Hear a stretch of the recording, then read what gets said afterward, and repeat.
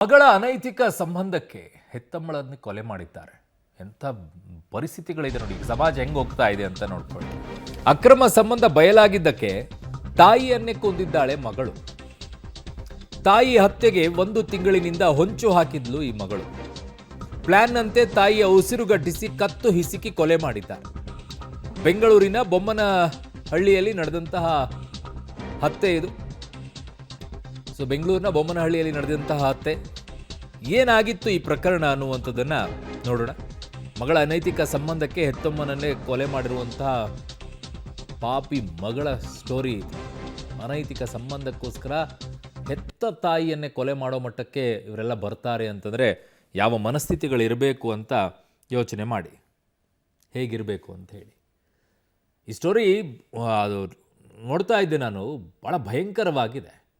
ಪದೇ ಪದೇ ಅದ್ರ ಬಗ್ಗೆ ಹೇಳ್ತಾ ಇದ್ಲಂತೆ ತಾಯಿ, ಈ ಥರ ಎಲ್ಲ ಬೇಡ ಅಂಥೇಳಿ. ಅವನನ್ನು ಕೂಡ ಆಚೆ ಹಾಕಿದ್ರಂತೆ, ಎಲ್ಲ ಮಾಡಿದ್ದಾರೆ. ಬಟ್ಟು ತಾಯಿ ಇಲ್ಲದೆ ಇರೋ ಸಂದರ್ಭದಲ್ಲಿ ಅವನನ್ನು ಮನೆಗೆ ಕರೆಸ್ತಾರೆ. ಅವಳು ಯಾರೋ ಮಗಳು ತಾಯಿ ಇಲ್ಲದೆ ಸಂದರ್ಭದಲ್ಲಿ ಕರೆಸಿದಾಗ ವಾಪಸ್ ಮತ್ತೆ ತಾಯಿ ಮನೆಗೆ ಬಂದುಬಿಡ್ತಾರೆ. ಆಗ ಇವರಿಬ್ಬರು ಬಾತ್ರೂಮಲ್ಲಿ ಹೋಗಿ ಅಡ್ಕೊಂಡು ಕೂತ್ಕೊಳ್ತಾರೆ. ಇದು ತಾಯಿಗೆ ಗೊತ್ತಾಗತ್ತೆ. ಹೋಗ್ಬಿಟ್ಟು ಕರೆದು ಮತ್ತೆ ಬುದ್ಧಿವಾದವನ್ನೇ ಹೇಳ್ತಾರೆ, ಅವನನ್ನು ಕಳಿಸ್ತಾರೆ. ಆ ಸಂದರ್ಭದಲ್ಲಿ ಬಂದಂಥ ಕೋಪಕ್ಕೆ ತಾಯಿಯ ಉಸಿರುಗಟ್ಟಿಸಿ ಸಾಯಿಸ್ತಾರೆ. ಸಾಯಿಸ್ಬಿಟ್ಟು ಇದು ಸಹಜ ಸಾವು ಅಂತ ಹೇಳಿ ಬಿಂಬಿಸುವಂಥ ಪ್ರಯತ್ನವನ್ನು ಮಾಡ್ತಾರೆ. ಆಮೇಲೆ ಎಲ್ಲ ವಿಚಾರಣೆ ಮಾಡಿದಾಗ ಆಚೆ ಬರುತ್ತೆ ಈ ಪ್ರಕರಣ.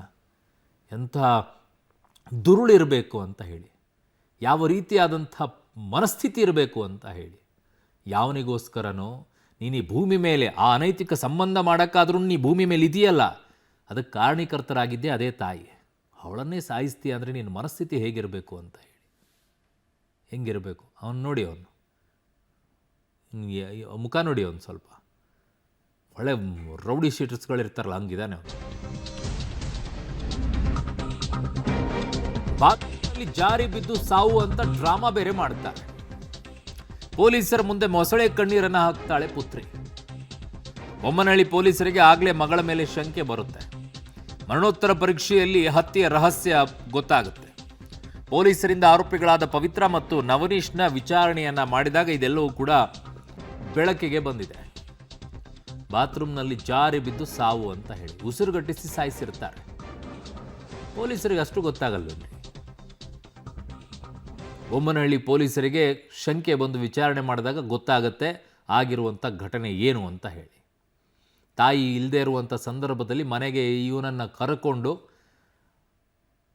ಅಕ್ರಮ ಸಂಬಂಧವನ್ನು ಹೊಂದ್ಕೊಂಡಿರುವ ಟೈಮಲ್ಲಿ ತಾಯಿ ವಾಪಸ್ ದಿಢೀರಂತ ಮನೆಗೆ ಬಂದಾಗ ಏನು ಮಾಡಬೇಕು ಅಂತ ಗೊತ್ತಾಗಲೇ ಬಾತ್ರೂಮಲ್ಲಿ ಅಡ್ಕೊಂಡು ಕೂತಾಗ ಅದು ತಾಯಿಗೆ ಗೊತ್ತಾಗತ್ತೆ. ಆಮೇಲೆ ಜಗಳ ಆಗತ್ತೆ. ಆಮೇಲೆ ತಾಯಿಯನ್ನು ಉಸಿರುಗಟ್ಟಿಸಿ ಕೊಲೆ ಮಾಡಿಬಿಟ್ಟು ಇದು ಸಹಜ ಸಾವಾಗಿದೆ, ಹಂಗೆ ಸತ್ತುಬಿಟ್ಟಿದ್ದಾರೆ ಅಂತೇಳಿ ಹೇಳ್ತಾರೆ.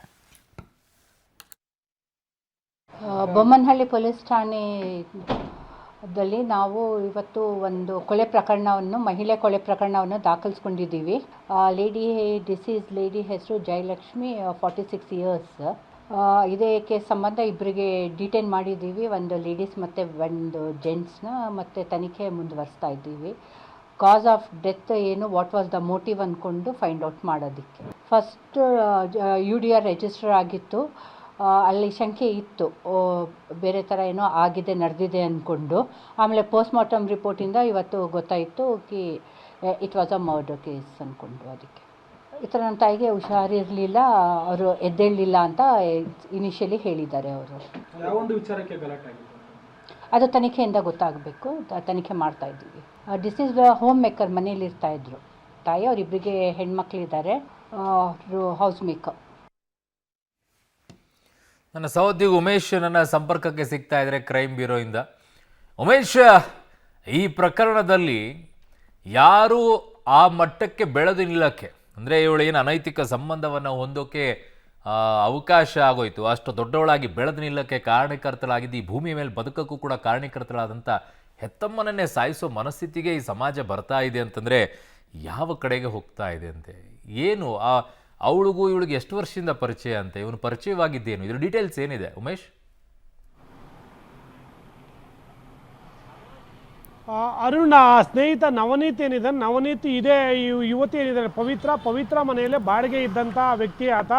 ಅಂದರೆ ಈ ಜಯಲಕ್ಷ್ಮಿ ಏನಿದ್ದಾರೆ ಅವ್ರ ತಾಯಿ, ಅವರು ಸ್ಥಿತಿವಂತರಾಗಿರ್ತಾರೆ. ಅಲ್ಲಿ ಸುಮಾರು 10-12 ಬಾಡಿಗೆ ರೂಮ್ಗಳು ಕೂಡ ಅದೇ ಮನೆಯಲ್ಲಿ ಬಾಡಿಗೆ ರೂಮ್ ಕಟ್ಟಿದ್ದಾರೆ. ಕಟ್ಟಿದ ನಂತರದಲ್ಲಿ ಅವರು ಹೊರಗಡೆ ಒಂದು ಪ್ರಾವಿಷನ್ ಸ್ಟೋರ್ ಕೂಡ ಓಪನ್ ಮಾಡ್ಕೊಂಡಿದ್ದಾರೆ. ಆ ಪ್ರಾವಿಷನ್ ಸ್ಟೋರಲ್ಲಿ ಅವ್ರ ತಾಯಿ ಕೆಲಸ ಮಾಡ್ತಾರೆ.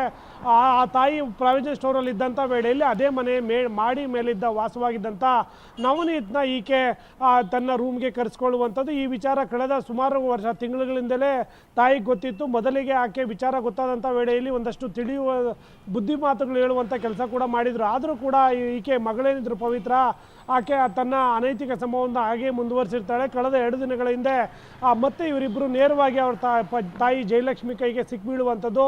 ಆ ಸಂದರ್ಭದಲ್ಲಿ ಇಬ್ಬರು ಕೂಡ ಒಂದಷ್ಟು ಮಾತುಕತೆ ಆಗುತ್ತೆ. ಈ ಹಿಂದೆ ಸಾಕಷ್ಟು ಬಾರಿ ಬುದ್ಧಿ ಹೇಳಿದ್ರು ಕೂಡ ನೀನು ಇದೇ ಕಂಟಿನ್ಯೂ ಮಾಡಿದೀಯಾ ಅಂತೇಳಿ ಆಗ ಜೋರಾಗಿ ಗಲಾಟೆ ಮಾಡ್ತಾರೆ. ಆ ಸಂದರ್ಭದಲ್ಲಿ ಇವರು ಯಾವಾಗಿದ್ರೂ ನಮಗೆ ಸಮಸ್ಯೆ ಅಂತೇಳಿ ಭಾವಿಸಿದಂಥ ಮಗಳು ಮತ್ತು ಆ ಸ್ನೇಹಿತ ನವನೀತ್ ಇಬ್ಬರು ಸೇರಿ ಆಕೆಯನ್ನು ಉಸಿರುಗಟ್ಟಿಸಿ ಕೊಲೆ ಮಾಡ್ತಾರೆ. ಕೊಲೆ ಮಾಡಿದ ನಂತರದಲ್ಲಿ ಪೊಲೀಸರಿಗೆ ಮತ್ತು ಅಲ್ಲಿ ಅಕ್ಕಪಕ್ಕದವರಿಗೆ ಬಾತ್ರೂಮಲ್ಲಿ ಜಾರಿ ಬಿದ್ದುಬಿಟ್ರು ಅಂತೇಳಿ ಸುಳ್ಳು ಹೇಳುವಂಥದ್ದು. ಸುಳ್ಳು ಹೇಳಿದ ನಂತರದಲ್ಲಿ ಪೊಲೀಸರು ಸ್ಥಳಕ್ಕೆ ಬಂದು ಪರಿಶೀಲನೆ ಮಾಡಿದಂಥ ವೇಳೆಯಲ್ಲಿ ಯಾವುದೇ ಗಾಯ ಆಗಿರಲ್ಲ. ಆಗಲೇ ಒಂದಷ್ಟು ಅನುಮಾನಗಳು ಬಂದಿರ್ತವೆ. ನಂತರದಲ್ಲಿ ಪೋಸ್ಟ್ಮಾರ್ಟಮ್ ರಿಪೋರ್ಟ್ ಬರೋ ತನಕ ಕಾಯ್ತಾರೆ ಪೊಲೀಸರು. ಪೋಸ್ಟ್ಮಾರ್ಟಮ್ ರಿಪೋರ್ಟ್ ಬಂದ ನಂತರದಲ್ಲಿ ಉಸಿರುಗಟ್ಟಿಸಿ ಕೊಲೆ ಆಗಿದೆ ಅನ್ನೋ ವಿಚಾರ ಗೊತ್ತಾದಾಗ ಆಗ ಇಬ್ಬರನ್ನೂ ಕೂಡ ವಶಕ್ಕೆ ಪಡೆದು ವಿಚಾರಣೆ ಮಾಡ್ತಾರೆ. ವಿಚಾರಣೆ ಮಾಡಿದಂಥ ವೇಳೆಯಲ್ಲಿ ಇವರಿಬ್ಬರ ಅನೈತಿಕ ಸಂಬಂಧ ಮತ್ತು ತಾಯಿಯನ್ನು ಯಾವ ರೀತಿ ಕೊಲೆ ಮಾಡಿದ್ರು ಅನ್ನೋ ವಿಚಾರ ಆಗ ಬೆಳಕಿಗೆ ಬಂದಿರುವಂಥದ್ದು. ಅರುಣ್. ಓಕೆ ಉಮೇಶ್, ನಿಮ್ಮೆಲ್ಲ ಮಾಹಿತಿಗೆ ಧನ್ಯವಾದಗಳು.